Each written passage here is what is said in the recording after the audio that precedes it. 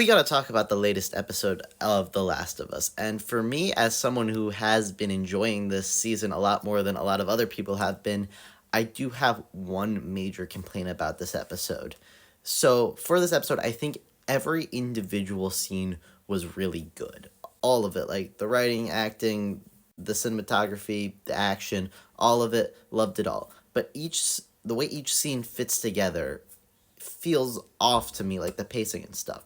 For example, when Ellie and Dina are walking in the streets and they see the whole display with the graffiti and the dead bodies, that's a good scene. Then immediately after that, when Dina starts giving her the backstory about how her mom and sister died and just the rage with that, and that's like why she's going after Joel. It like recontextualizes this a lot because she's like, I know if I wasn't able to kill that raider there, if he had gotten away, I would have hunted him until he's dead. So like that's why I'm doing this for you, because I understand what that's like. That was a good scene. They were right next to each other and it felt very off because we hadn't even let the graffiti with the dead body scene set in before suddenly we're like, oh, we're talking about this now. This feels out of nowhere. I like it on paper, but when it all plays out, it feels off to me. So that was my one major complaint. The whole thing with the Sporzas, they said they didn't want to do spores and now they're doing spores. I don't care. The scene with the stalkers, that was a really good action scene. I knew they were going to make it, and still the anxiety and the tension just felt so good. And when Jesse came in, the way they framed it, where like for a second he kind of looked like Joel, was well done.